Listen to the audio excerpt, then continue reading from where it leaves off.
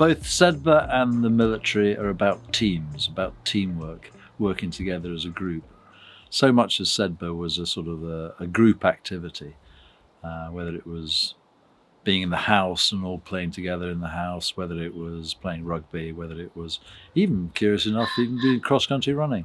It was all about being part of a group and the team, and that's exactly what the military is all about. So all the time at Sedber was a brilliant grounding, moral grounding, if you like, in the sort of values that the army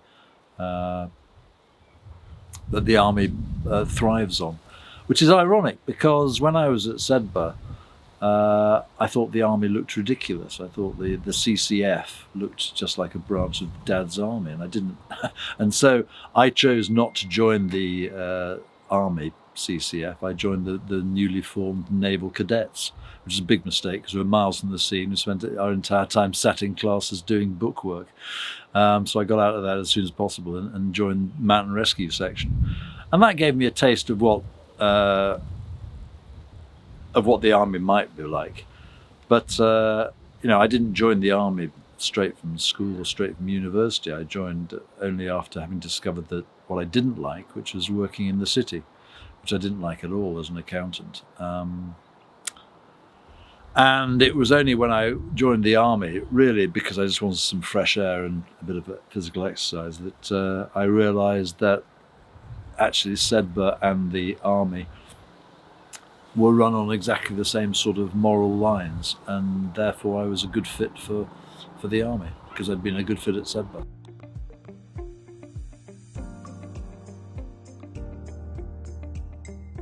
I think one of the most stupid questions to ask an 18-year-old is, what do you want to do? Because you have no idea what you're going to do. And life's an experiment anyway. And one of the great time-expired ideas is that you're going to decide at age 18 what you're going to do with your life and just do it. Because actually life isn't like that. So to all of you 18-year-olds watching this, don't worry about what you're going to do, because what you start doing when you leave university or leave school is not what you're going to do for the rest of your life. You'll have about 3 or 4 or 5 careers. You've just got to be happy to experiment and keep trying. And the other thing is, you never know what a job's going to be like until you start doing it. For 2 reasons. One, because you don't really know what it's like until you do it, but also because you don't know the people you're going to be doing it with. And ultimately, the thing that makes a job really enjoyable is the people you do it with. And that's certainly in the military what I found so rewarding, was that the people you're working with all the time.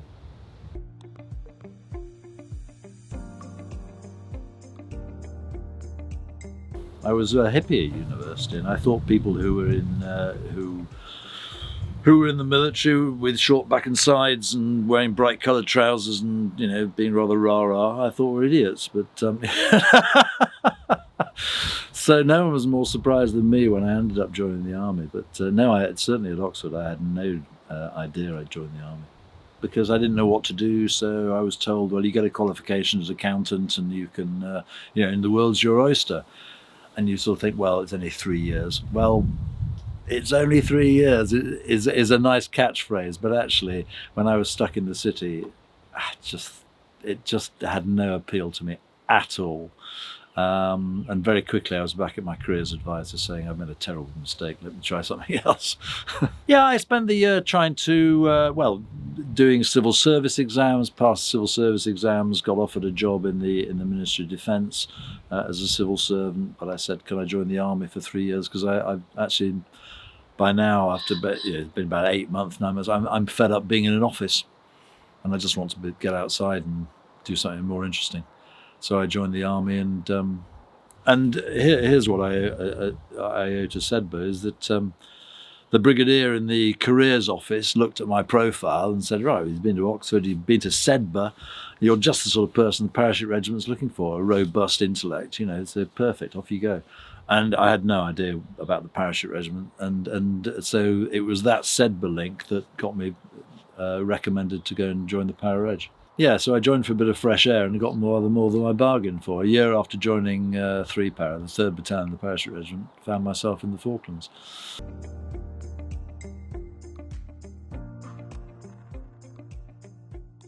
Yeah, because it's it was it was sort of inter-house rugby match on steroids. I don't want to trivialise it in that sense, but it's a real sense of you put yourself on the line for your mates next to you, and that's what it's all about. And you learn those basics at school, and that's the moral code that you live by, and that's actually what being in the military is all about.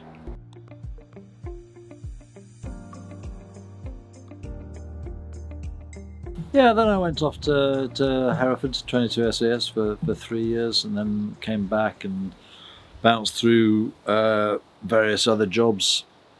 I was lucky enough then to go down to Poole to the SBS for the Special Boat Service for a couple of years, and a variety of other operations particularly in Bosnia.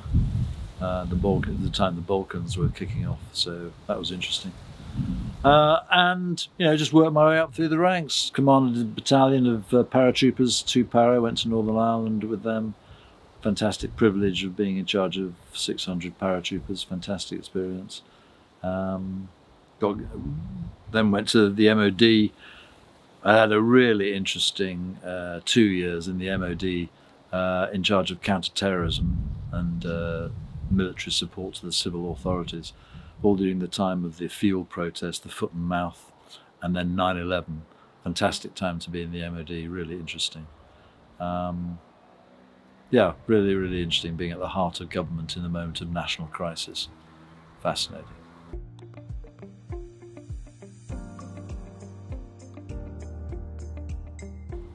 Yeah, 9/11 posed a really interesting challenge to the way we'd set ourselves up. We'd just done a defence review, which quite difficult to explain. We'd just done a defence review, which was basically where one side mirrors against the other. In every competition, you end up with 2 sides mirroring each other. That's the way they sort of set themselves up. What 9/11 did was show that the opposition, this new opposition came along, completely blindsided us, and suddenly this idea of us mirroring our enemy in a sort of a matched opponent no longer worked, which is why we had to redo. It became something called the Strategic Defence Review New Chapter. And this new chapter involved us switching from a waiting for the enemy to strike and reactive posture to an offensive posture, where we went out and tried to do preemptive strikes on the enemy before they struck us. So it was a completely different way of doing defence. And as I was in charge of counter-terrorism, I had a sort of a unique ringside seat to be saying, well, look, this is the way we have been looking at it, but it no longer works, so this is the way we now need to look at it. So I had a sort of, if you like, an outsized influence on British defence policy, which was very exciting, being able to put that sort of experience into some sort of national context. And that was great. That was really interesting.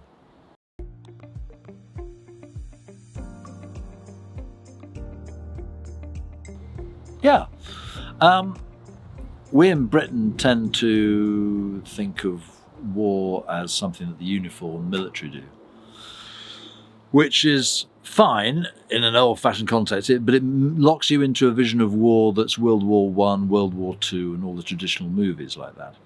The reality is that you can conduct war, you can conduct economic war, diplomatic war. If you expand the definition of war away from just the military to include any kind of interstate competition, then you suddenly have to take a much broader view of what war is.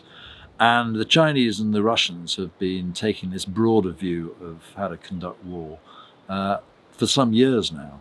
And the Chinese, for instance, put it into 2 of their colonels wrote a book called Unrestricted Warfare, which is basically arguing how China could and should take on American superiority on every vector apart from the military, and conduct, therefore, diplomatic war, technological war, cultural war, economic war, all these sort of different ways of looking at it. And it's really just extreme interstate competition. And we've been very slow to pick up on that. And the Russians have been effectively at war with us for some years now. And certainly they have mobilized their state for a wartime economy and a wartime culture in a way that we are just desperately needing to play catch up now, which is why I'm very heartened that the message of the Strategic Defence Review that just came out 2 days ago is all about a whole of society approach to war, and that's really important, and that's reflecting on the fact that the nature of war is changing.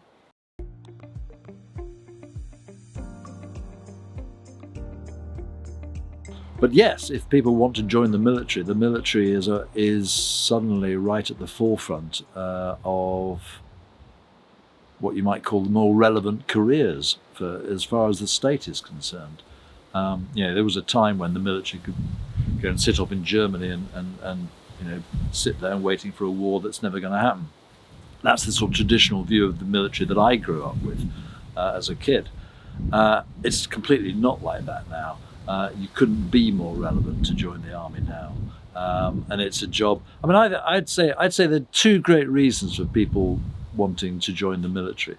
The first is the fact that if you look around at young kids these days, rising numbers of kids being very depressed, the social media getting at them, being locked away in their rooms, lacking a sense of identity, a sense of purpose, and a sense of direction. The military gives you all that. The military gives you a fantastic sense of identity of who you are. It gives you a tremendous sense of community, of the group of people you're with, and a great sense of direction. And those three things can make you a much happier human being, a much more fulfilled human being.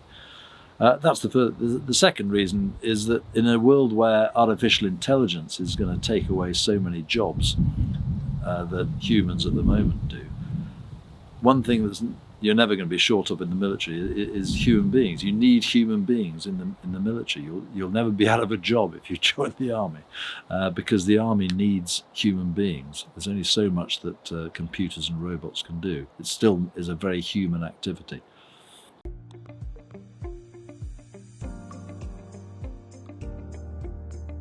Yeah, it's an ancient question, isn't it? The funny thing about the army is that I don't think the army teaches discipline as such. What it does is it selects people who they already identify have got leadership potential, and they then develop those leadership capabilities by putting those hurdles in front of you and seeing who gets over the hurdles fastest and best.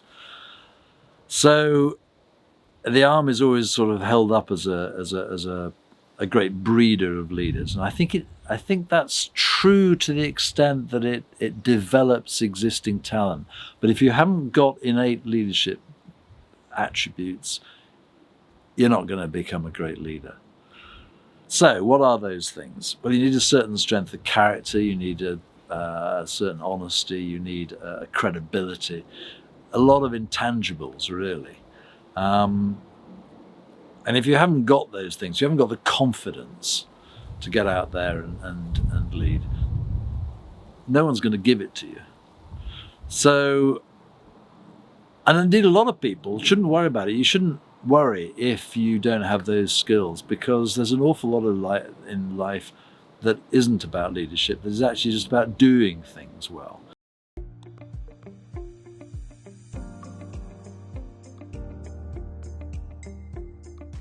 I'm not sure I'd do anything differently. I had a great time there. I thoroughly enjoyed my 5 years there. And it all turned out remarkably well for me, not through any particular design of my own, but just because the school's a great place, great opportunities, and I really enjoyed myself there.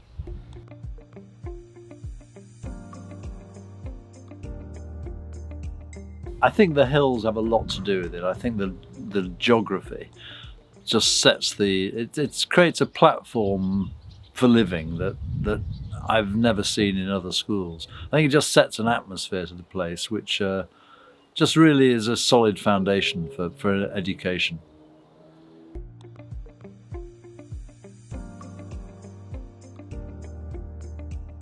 Make the most of what is a unique environment and a unique set of opportunities.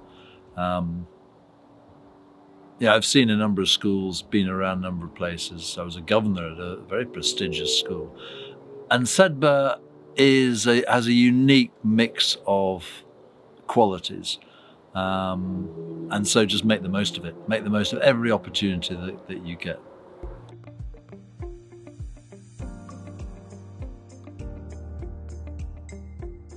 Created the right attitudes. I think it instilled a set of values in me that, well, reinforced the ones that were already there for my family. But I think just the values that the school advocates, that it reinforces, and those have stood me in very good stead throughout my life.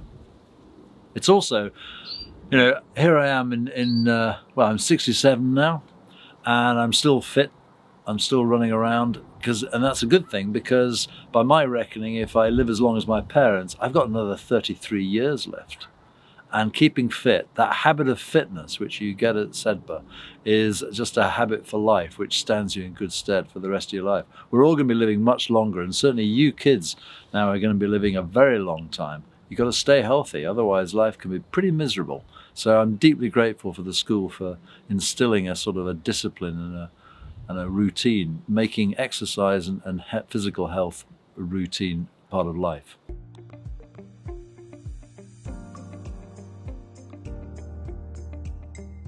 It certainly helps. I mean, it set the groundwork. It's not everyone chooses that path in life, but I think if you've been at Sedbergh, you just got used to those kind of challenges. You've got used to those sort of attitudes and those sort of challenges, and so I think it was very important. I mean, one particular little story. There were a number of officers going for selection for Special Forces, and at the end of one weekend's training, this guy came back from the Brecon Hills, and he just threw his Bergen into the corner and said, "I'm fed up with those bloody hills, can't stand them."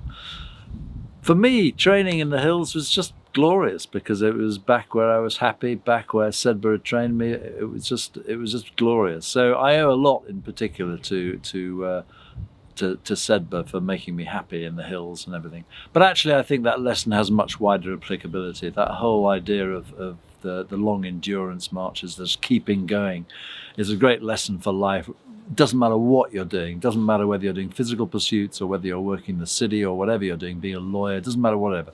Just endurance, resilience, keeping going, never stopping. It's a key lesson, and you certainly learn all that walking the hills at Sedbergh.